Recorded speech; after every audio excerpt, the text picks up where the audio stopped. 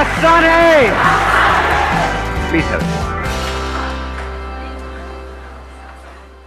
Mentally strong कैसे होते हैं और मेंटली स्ट्रांग होने का मतलब क्या है, ये हमको मिल करके आज फाइंड आउट करना है। पहले ये देखना है कि फिजिकली स्ट्रांग होने का मतलब क्या। सर फिजिकली स्ट्रांग को कह सकते हैं कि जिसके पास स्ट्रेंथ, स्टैमिना और एंड्योरेंस तीनों हो तो उसे फिजिकली फिट कह। Excellent point, let's give big hand for him.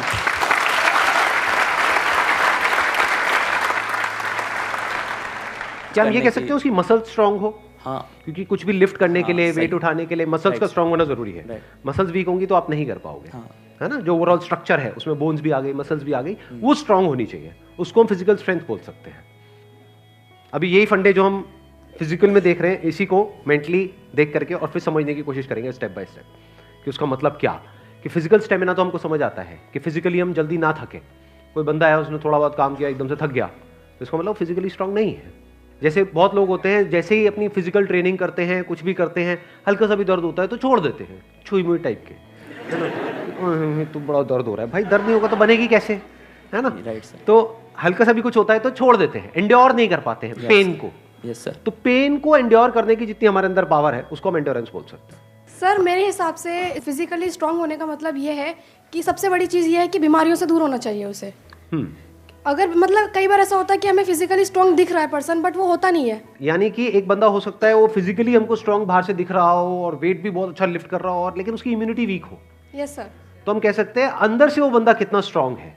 यानी कि जो भी डिजीजेज है, मतलब जो भी बीमारियां हैं, उनसे लड़ने की उसके अंदर कितनी पावर है उसकी बॉडी के अंदर। Yes sir. एक तो फिजिकल पावर, एक है उसकी इम्यूनिटी हम बोल सकते हैं। Yes sir. अब एक एक करके इन पॉइंट को देखते हैं कि मेंटल स्ट्रेंथ में किस तरीके से हम अप्लाई कर सकते हैं। सबसे पहले बात हमने करी फिजिकली स्ट्रांग होने का मतलब क्या, स्ट्रेंथ। मतलब आप कह लो वेट उठाना है।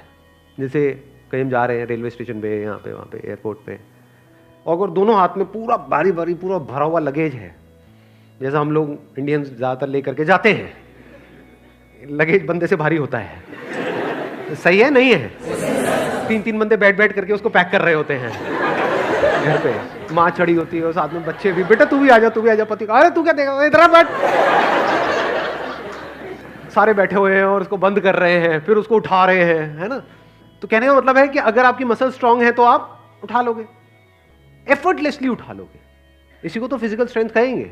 एक है बहुत एफर्ट लगा के आपको कुछ छोटा सा काम करना पड़ रहा है, एक है बहुत बड़ा काम भी आप कर रहे हो बिना किसी एफर्ट के। क्यों? क्योंकि आपकी बॉडी स्ट्रांग है, आपकी मसल स्ट्रांग है। बिल्कुल इसी तरह से थिंकिंग मसल्स, यानी कि कोई प्रॉब्लम आई तो आप ये देख सकते हो आपकी थिंकिंग मसल्स कैसी है, बेस्ड अपॉन कि आपका रिएक्शन कैसा है जब कोई आपकी लाइफ में प्रॉब्लम आती है। 3 सिचुएशंस हैं यहां पे, तीनों को एक एक करके देखते हैं। एक है कोई बड़ी प्रॉब्लम आई हमारे सामने और हमने अपने हथियार डाल दिए और हम एकदम से परेशान हो गए, तो हम क्या कहेंगे, हमारी मेंटल मसल्स कैसी है, वीक है। मतलब बिल्कुल ऐसा हो गया कि लगेज थोड़ा सा भारी है तो लगेज भारी है, मैं नहीं उठाऊंगा। अरे भाई अपने आप को स्ट्रांग कर, मैं आगे ट्रैवल नहीं करूंगा। क्यों? क्योंकि लगेज भारी है, मैं तो यही रहूंगा, बस स्टैंड पे ही रहूंगा, मैं नहीं जाऊंगा। आप हंस रहे हो लेकिन ऐसे हम करते हैं लाइफ में। कोई बड़ी प्रॉब्लम आई तो हम क्या करते हैं, अपने हथियार डाल देते हैं, मतलब वी गिव अप, फेस ही नहीं करते हैं उस प्रॉब्लम को। ऐसी कोई प्रॉब्लम नहीं है जिसका सॉल्यूशन ना हो इस दुनिया में। अगर प्रॉब्लम है तो सॉल्यूशन भी है, बट सॉल्यूशन तक पहुंचने के लिए we need thinking muscles, we need to think a lot in the right direction. और ये राइट डायरेक्शन और रॉन्ग डायरेक्शन क्या है? राइट डायरेक्शन मतलब solution oriented approach, wrong direction मतलब प्रॉब्लम ओरिएंटेड अप्रोच, कि हम प्रॉब्लम में ही जाकर के स्टक हो गए हैं, बस उससे आगे बढ़ ही नहीं रहा है हमारा दिमाग। इसको हम कह सकते हैं मेंटली हमारी जो मसल्स हैं वो वीक है, मेंटली हम वीक है। दूसरा सिनेरियो क्या है, कोई प्रॉब्लम आई, उससे हम लड़े और लड़ने के बाद में बहुत एफर्ट लगाया, बहुत दिमाग लगाया, बहुत मेहनत करी, लड़े और जीत गए, मतलब उस प्रॉब्लम का हमने सॉल्यूशन निकाल लिया। क्या हम कह सकते हैं कि आप मेंटली बहुत स्ट्रांग हो? नहीं, नो। व्हाई? एग्जैक्टली, बिकॉज आपको बहुत एफर्ट लगाना पड़ रहा है। समझ गए ना? हाँ, जैसे कोई बैग उठाना है तो बहुत एफर्ट लगाना पड़ रहा है जी, दोनों हाथ लगा दिए और ये घसीट घसीट के जा रहे हो, और पहुंच गए, कह रहे हो हाँ मैं तो वो। भाई कुछ नहीं, तेरी कमर में लचक आ चुकी है। The second scenario is better than the first scenario but not as good as the third scenario. Third scenario क्या है? बड़ी से बड़ी भी कोई प्रॉब्लम आई हमारी लाइफ में, हम पहले ही उसके लिए तैयार थे और ऐसे सॉल्यूशन निकल के आ गया। मतलब वो प्रॉब्लम जो दुनिया के लिए बहुत बड़ी है, जिसको देख करके लोग डरने लग जाते हैं, वो प्रॉब्लम आपके सामने आई, ऐसे सॉल्यूशन निकल गया, एफर्टलेसली काम हो गया। यानी एक बैग आपके पास में है 50 किलो का, ऐसे उठा लिया हल्के में। मतलब लोगों को देखने में लग रहा है कि अरे बैग तो बहुत हल्का है। बैग हल्का नहीं है, उस बंदे में दम है।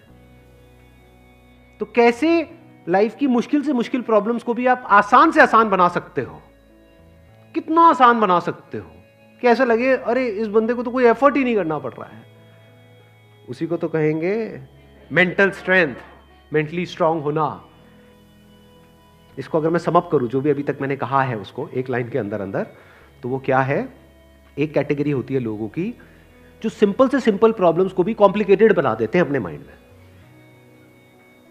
99% लोग ऐसे ही हैं इस दुनिया में। सिंपल सी प्रॉब्लम है, कुछ भी नहीं, उसको भी इतना कॉम्प्लिकेटेड किया हुआ है जैसे पता नहीं क्या हो गया, हवा बना दिया है पूरा का पूरा। और दूसरी कैटेगरी होती है लोगों की, ऐसे बहुत कम लोग होते हैं, वही होते हैं जिन्होंने एक्चुअल में काम किया होता है अपनी मेंटल मसल्स के ऊपर। वो कौन होते हैं? जो कॉम्प्लिकेटेड से कॉम्प्लिकेटेड प्रॉब्लम्स होती हैं उनके सामने, जिसको देख करके ही बंदा कहे अरे यार ये तो बहुत कॉम्प्लिकेटेड है, उसको भी सिंपल बना देते हैं। जैसे फॉर एग्जांपल आपकी कोई रिलेशनशिप है किसी के साथ में और वहां पे बहुत क्लैशेस चल रहे हैं, बहुत मेजर कुछ इश्यूज हो रहे हैं। एक तो ये आपस में हम लड़ते मरते रहे कुत्ते बिल्ली की तरह, जैसे ज्यादातर घरों में होता है। उसका कोई सोल्यूशन निकल पाएगा कभी भी? नहीं। तो हमें क्या करना होगा? समझना होगा इस रिलेशनशिप में प्रॉब्लम है क्या। अज्यूम नहीं करना है पहले से कि प्रॉब्लम उसमें है या प्रॉब्लम मुझ में ही है। ये भी एक विक्टिम मेंटालिटी होती है, मेरे में ही कमी है, वो तो सब सही है बस मेरे में ही कमी है जी। ये भी बड़ी गंदी मेंटालिटी होती है, विक्टिम मेंटालिटी। या फिर तुझ में प्रॉब्लम है, मैं सही हूं तू गलत है। तो पर्सन को ना देखा जाए कि वो या वो, प्रॉब्लम को समझा जाए। प्रॉब्लम एग्जैक्टली क्या हो रही है रिलेशनशिप, वो जो क्लैश हो रही है उसकी जड़ क्या है, उसका कॉज क्या है। अगर वो हमको समझ आ जाता है बारीकी से, तो क्या वो प्रॉब्लम जड़ से ठीक नहीं हो जाती? और अगर हम उसको ना समझे और ऊपर ऊपर से ठीक करने की कोशिश करें, क्या वो कभी भी ठीक हो सकती है? कोई भी मिल करके क्या उसको ठीक करवा सकता है उस प्रॉब्लम को? जैसे दो लोगों के बीच में प्रॉब्लम हो रही है, कोई तीसरा आ जाए उनके बीच में मीडिएटर बन करके, मैं सॉल्व करवा दूंगा तुम्हारी प्रॉब्लम, तो कुछ देर के लिए तो समझौता करा सकता है, लेकिन अगर परमानेंट उसका सोल्यूशन चाहिए तो वो कैसे होगा? या तो दोनों को या दोनों में से किसी एक को बारीकी से समझना होगा नेचर ऑफ प्रॉब्लम क्या है। And that could be very simple. समझ गए? मतलब लगता क्या है, ये स्पेशली जो रिलेशनशिप्स की जो प्रॉब्लम्स होती है वो बहुत ही कॉम्प्लिकेटेड होती है, एक्सट्रीमली कॉम्प्लिकेटेड। समझ ही नहीं आ रहा था क्या करें क्या ना करें। कई बार होता है कि बहुत ही सिंपल होता है उसका सोल्यूशन। अगर मान लो मेरी किसी के साथ में रिलेशनशिप है, उसमें कोई प्रॉब्लम हो रही है, तो उसको बारीकी से ऑब्जर्व किया, अच्छा प्रॉब्लम हो क्यों रही है और इतनी बड़ी प्रॉब्लम क्यों हो रही है, उसकी जड़ क्या है। तो जब जड़ तक गया तो मैंने देखा कि अच्छा मैं कुछ इस तरह से बोलता हूं जहां से पूरा खेल शुरू होता है। अगर मैं ये ना बोलूं तो, और इसकी जगह ये बोल दूं तो क्या खेल अलग डायरेक्शन में नहीं चला जाएगा? दोनों का अंडरस्टैंडिंग होना बहुत जरूरी है। आप कह रहे हो दोनों की अंडरस्टैंडिंग होना बहुत जरूरी है? हाँ जी सर। ध्यान से समझना, अब ये प्रॉब्लम ओरिएंटेड अप्रोच है, सॉल्यूशन ओरिएंटेड अप्रोच है? ये प्रॉब्लम ओरिएंटेड अप्रोच है जिसका कोई दुनिया में सॉल्यूशन नहीं है। ये बिल्कुल ऐसा है कि सरकार को तो अपना काम अच्छे से करना चाहिए। ये जो चाहिए है ना, ये हम इंडियंस की नस नस में दौड़ रहा है। सड़कों पे सबको अपनी गाड़ी ढंग से चलानी चाहिए, रेड लाइट पे सबको रुकना चाहिए, ये होना चाहिए, वो होना चाहिए, यहाँ पे सफाई होनी चाहिए, दोनों को एक दूसरे को समझना चाहिए, जो कभी नहीं होगा। तो क्या हो सकता है, इसका सोल्यूशन क्या है? ये हो गई प्रॉब्लम ओरिएंटेड थिंकिंग कि हमारी लड़ाई की जड़ क्या है, मैं तो उसको समझता हूं वो मुझे नहीं समझती। समझ गए ना? आ गई ना प्रॉब्लम। जबकि सोल्यूशन क्या है? मुझे ही समझना है, खत्म।